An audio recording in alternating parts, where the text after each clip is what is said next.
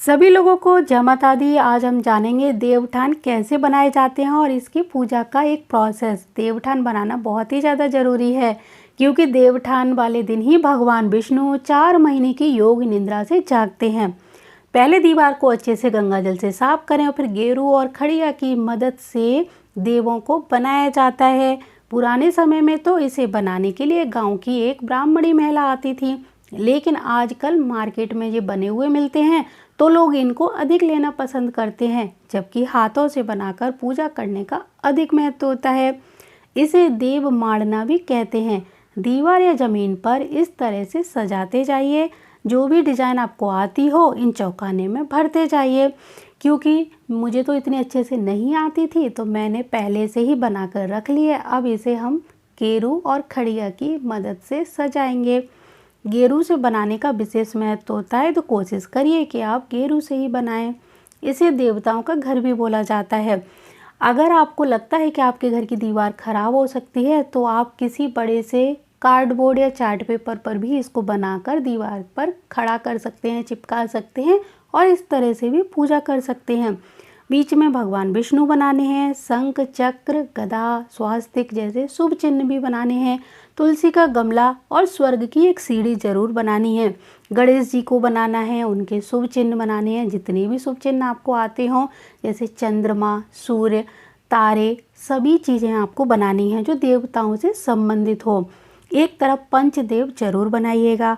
माँ लक्ष्मी जी का प्रतीक कमल चिन्ह है और एक माया चक्र जिसे आपको थोड़ा नीचे बनाना है।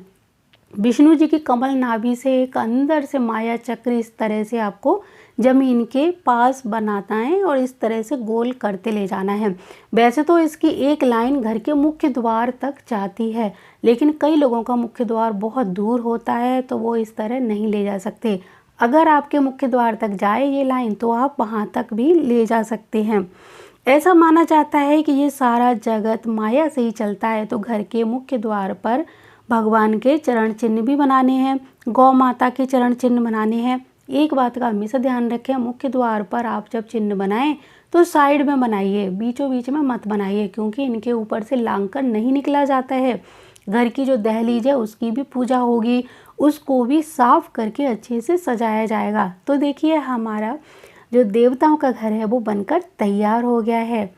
बहुत सुंदर देवताओं का घर बनता है जब हम इस तरह से सजाते हैं, और जब ये सूखता है ना तो बहुत ही ज़्यादा सुंदर लगता है। तो इसमें हमने गेरू और खड़िया के कलरों को देकर इसको बहुत ही सुंदर तरीके से सजाया है। अब जो पेस्ट है ना, इससे देखिए सभी लोगों के चरण चिन्ह बनाने हैं। गौ माता, उसके बच्चे के और आपके घर में जितने भी सदस्य हों उनके भी चरण चिन्ह बनाने हैं।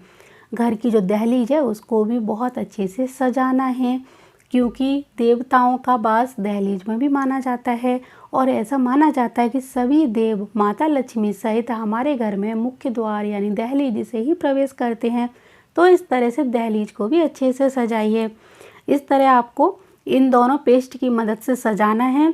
जब आपने ये सजा लिया तो ये सूखने के बाद बहुत सुंदर लगेंगे। अब ये आप धारें देख रहे हैं ना, ये लाइन बनी हुई हैं, ये आपको ज़रूर निकालनी है। यानी 5-5 धाराएं। रसोई घर में वैसे टपकाते हैं, लेकिन आपके यहाँ रसोई घर में जगह ना हो तो आप मुख्य द्वार के पास भी कर सकते हैं। और जो चरण चिन्ह देखो हमने साइड में बनाए हैं, तो आपको भी इसी तरह इनको साइड में बनाना है। और एक थाली को लेना है, उसको भी बहुत ही सुंदर तरीके से सजाना है।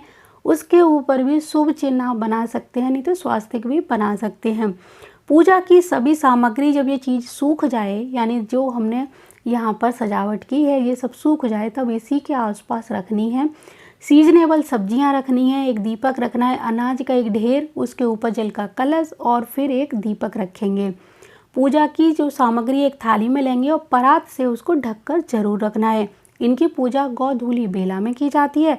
तो गौधूली बेला से पहले यानी 4 बजे से पहले देवताओं का घर बन जाना चाहिए। सभी काम पहले ही कंप्लीट हो जाना चाहिए। गौधूली बेला में ही देवों को जगाना है। देवों को जगाने के लिए एक दीपक जलाना है, जल का एक छींटा देना है और थाली को बजाते हुए जो एक गीत आता है, उठो देव जागो देव, उस गीत को गाते हुए आप देवताओं को जगाएंगे। परिवार के सभी सदस्य शंख ध्वनि करें तो बहुत अच्छा है, घंटी बजाएं तो बहुत अच्छा है, क्योंकि ये दोनों चीज़ें भगवान विष्णु से रिलेटेड हैं। तो आपको भगवान विष्णु को जगाने के लिए शंख ध्वनि इस समय ज़रूर करनी है और परात को बजाते हुए देवताओं को जगाना है और जो दीपक है वो उसी समय जलाना है।